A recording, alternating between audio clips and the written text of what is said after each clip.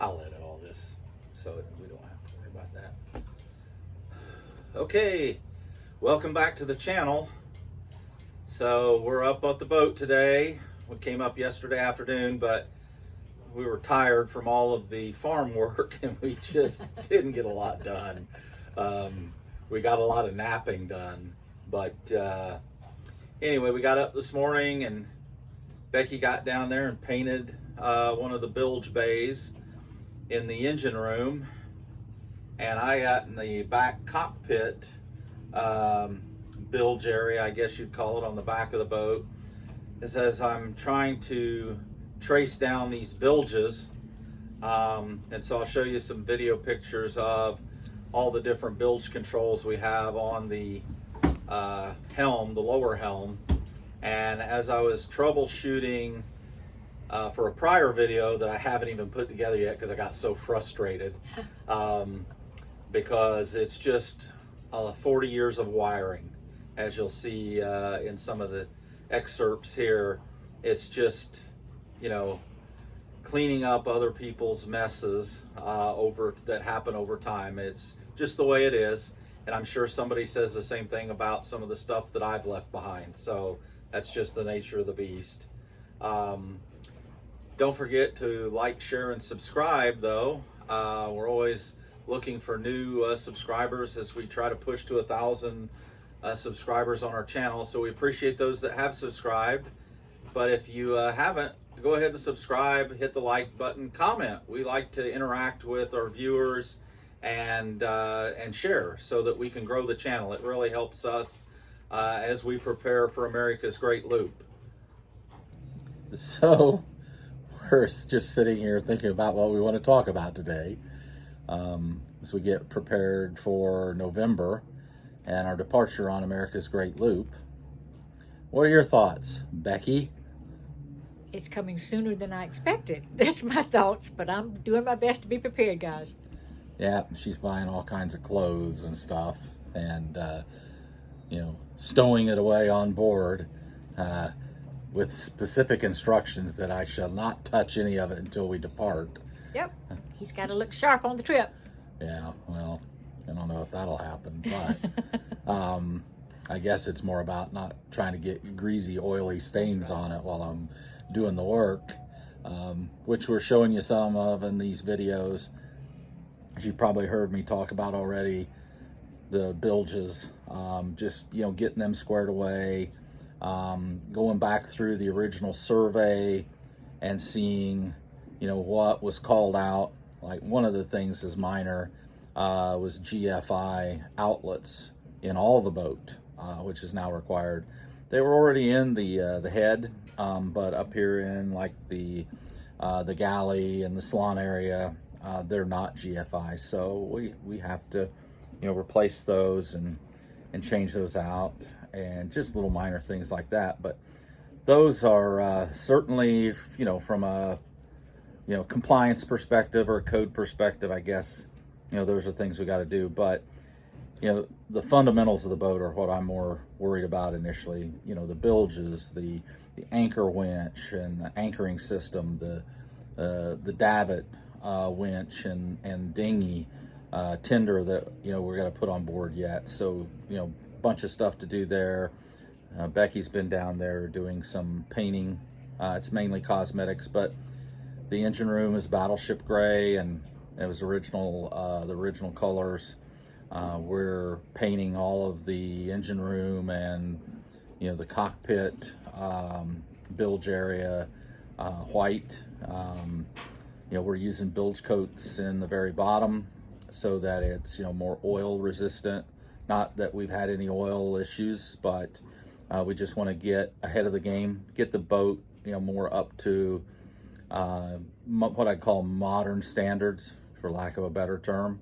And so some of those things are just, you know, some things we want to do to, you know, help the aesthetics. And in like the engine room area, it really helps when you go from that gray to the white with the visibility, the lighting, and some of that stuff, right?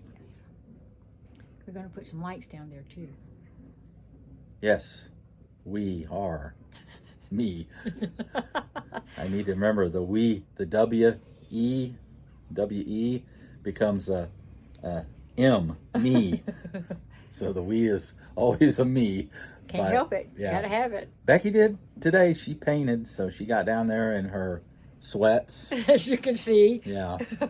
And she was painting, so you know, that helps me out a lot, because then I can, you know, work on some other stuff while she's doing that. So Teamwork. anyway, yeah, teamwork.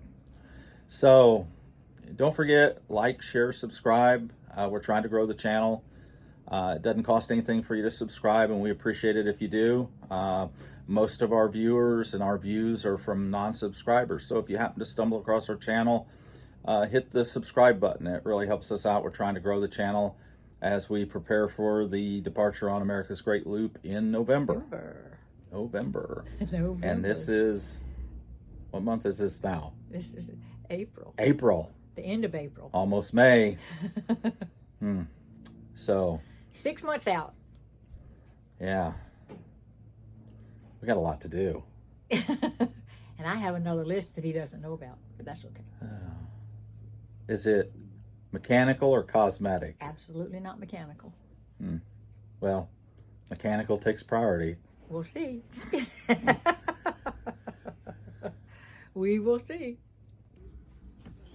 So we're going to test this switch, this float switch. Of course, it'll be mounted down in the bilge. You can hear the stainless steel ball go up and down. So the way I test this, so I just want to make sure I get a closure or a short. Basically, it's going to close the switch, and so I just put this on a continuity check, right? And so when that tips up, and I just put this, make sure I'm on the float. So I put this on each lead. Of course, I don't hear any noise right now. And then when I tilt this up, there we go.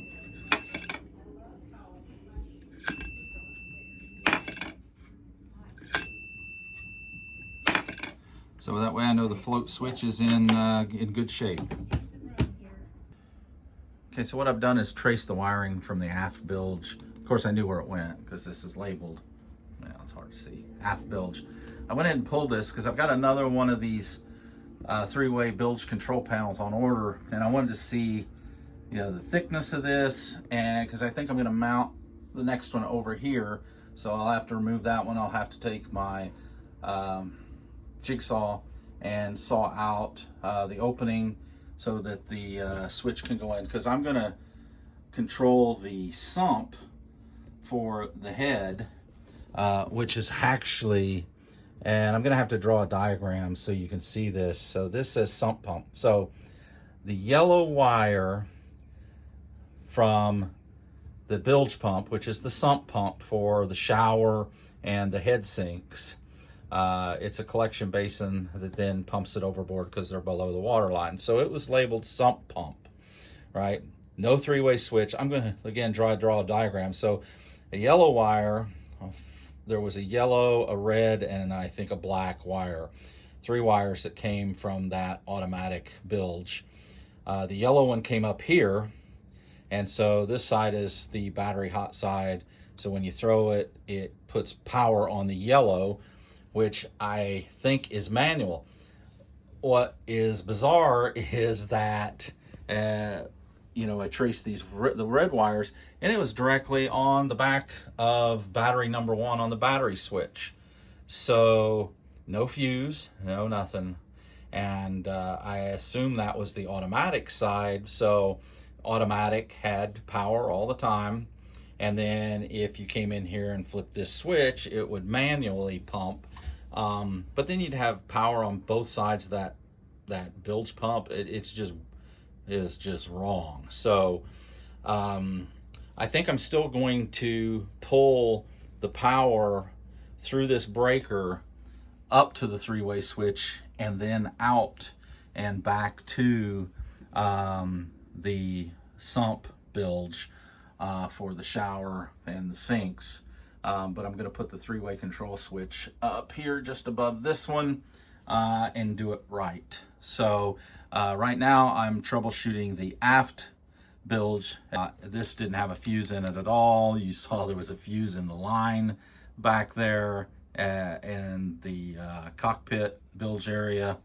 And so I just pulled this out again, one, to check this, but also it's just easier to get to the wiring here. So right now I'm getting ready to do a continuity check on this switch to make sure that when I throw it to manual, that I'm actually, getting connection, and when I throw it to automatic, I'm getting connection. Then I'll check this wire that goes all the way to the back, make sure there's no opens or shorts on the wire, and so then I can get this thing rewired up the way it's supposed to be. There's never been any water that I can tell in that back bilge area, so not having this operational hasn't been a big deal. But it needs to be operational in case there ever is a problem. You certainly don't want to not have a bilge in that area towards the back of the boat, because as it takes water, that's where the water's going to mainly go back there as the weight goes towards the back. So we got to get this thing running. We will, and we'll do it right. So out on the boat today, the day before Cinco de Mayo, and got a few projects we're going to be working on. The never-ending bilge saga continues, so I don't know, by the time I film this, I don't know if I'll have part 1, 2, 3, 4, whatever on the bilge work. Of course, we'll have a total of 4 bilges on this boat, so I was just telling a neighbor boat, with all the bilges operating at once, it's a 9,000 gallon per hour of bilge. So we've got a 4, we've got an engine room, we've got an aft, and then we have a sump bilge for the showers and the head sink to pump it out from below the water line. So, and I think that's about, I think we got a 1500 GPH on it. So there's a lot of bilge capacity on this boat. Hopefully we never need it. But let me take and show you a couple of things that we got going on. So in the cockpit area back here at the aft part of the boat, there's a bilge here that I've got the switch now, the 3-way switch, control switch came in for it, because it does have a separate float. It's a 2-wire bilge with a separate float. You see all this grayness, so as you know, we painted some of the engine room bilge areas. We're going to pull all these access panels out. Becky's going to be painting those today and tomorrow. We're going to paint those white. We'll then paint the bilge bottoms and the sides white. There's actually not a light in this area, so we'll install an LED strip in this area as well. We've got spare cords, we've got a bunch of rope. You may or may not be able to see in there, we've got spare props. They're mounted, those will have to come unmounted in order to get the floorboards out of there. Let me show you one thing we did do. In the past, we weren't able to use these holders because the key for this was missing, and there was just tie strap through and both sides. We gotta try not to fall in the hatch while I do this. And so, prior owner just had a tie strap loop through each of those, and then just used a padlock through. And of course, if you needed to, you could cut the tie strap and get in. But anyway, I ran the number on this lock. And it's an old Perco. And anyway, they had online, were able to make me a key. And so we now have the key that throws this deadbolt. And so now I've cut the tie straps off, and we can go back to using, our holding hooks. In nice weather. We do have to fit a screen in here so that, in the buggy areas, and we don't have any bugs yet, but they'll be coming. And that way we, we won't have any bug intrusions. But that's a win. So we got that in the mail this week. I was able to order it off Amazon. I think I got 2 keys for $8. And, anyway, so I've already tested that and it works. So score up a victory on that. But now we got to get these panels pulled out and get ready to paint. cleaning out the cockpit hatch. Props are off the wall, having to move them around and get them out of the way. So degreased residue out of that main bilge channel. We're gonna go in and vacuum and get everything prepping for paint. The floor panels, there's a couple of them that had a little bit of rot, a lot of rot. These scupperts in the corner, I don't think they're 100% sealed, so we'll have to look at that. We walk up to the front through the obstacle course. Looks like we found a bucket that might have a bridle rope set up in there, so there's another bag of ropes, another bag of electrical connectors, so that's good news. And Becky's been hard at work up here this morning, so all those floor panels that come in and out above the bilge basins, they're plywood, so she's been painting them white. Again, we're wanting to brighten it up so that you know, it's not as dark in those working areas, engine room, and you know, back there in the rudder area, in that hatch or hold area. It's a big storage area there below the cockpit. So that's what we're working on today.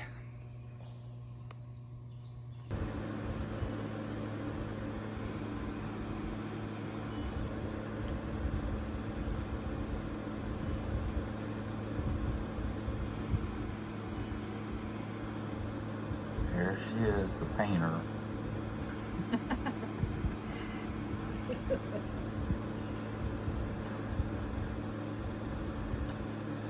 Time to Van Gogh. It's time for me to go. I can't believe you're doing this to me. Still working on the cockpit hatch. I've got some of it painted, waiting for it to dry. I still have to cut in some other areas, but I decided I'd do the center section so I could get the boards in. That way I can get in and out a lot easier. So we'll get this section done, and then the boards can go in. Let's check on the progress that Becky's making up here. There she is. Vincent Van Gogh. They're their socks. So she's got 2 coats, tops and bottoms. So now we'll just let those dry, and then I can keep going on finishing the hull areas downstairs. But once I am able to get these on that center section, I think it's this one, and I don't remember which other one it is, but then I can work off of that and get over to the other sides a lot easier. So, Hello. having fun, huh? I'm a messy painter. Yep.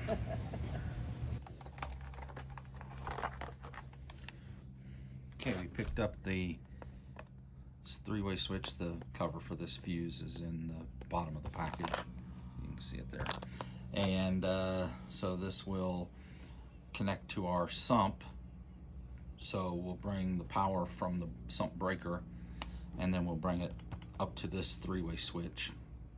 And then our control will go manual and automatic. We'll go back down the original wire into the sump for the head, so that's shower water and sink water. And so we're going to get this installed and put it over there in the panel. So we'll actually use this. There's no little template in there, but we can actually use the unit, and we can mark how big we need the cutout for it. Okay, I said there wasn't a template, but actually this piece of packaging is just about the right size for the opening, so I can use it to put it up here and get it out of here. So I can use it to put up here. Oh boy. You have to have an extra hand. Here, Becky, can you video this area here? So what I'm going to do is I'm going to put this template up here, and then I'll mark it, and then I can cut just inside of that. I'll have enough room for my screw holes, and the actual guts of the switch will go in. So, and I want this one right next to that one, but what I'm going to do is take this one out, and then I'll just extend the hole, because that's exactly what this one is. Plus I want to make sure there's no wires or anything back here before I start cutting. Okay, so work smarter, not harder. I was sitting down here on the floor and it was not very comfortable, and then I realized that this helm stool lowers, and so I just lowered it down so now I can get to my work.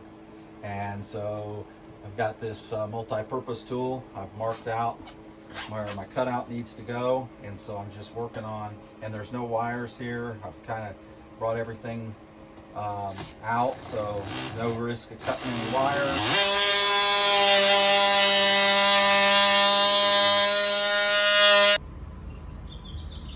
Okay, we got the new switch in. These were countersunk brass screws, so we'll have to get some round cap head screws and replace these, and I may go back to stainless steel like on this side. I like the looks of the brass, but anyway, we got it in there, and we'll get the wiring done to it. And again, this is going to go to our gray water sump for the shower and the sinks in the head. Thanks again for watching, and don't forget, like, share, and subscribe. Help us grow the channel, and hope you enjoyed today's video. Hope to see you soon. Y'all have a great day. Bonk. You want to get it? Bonk.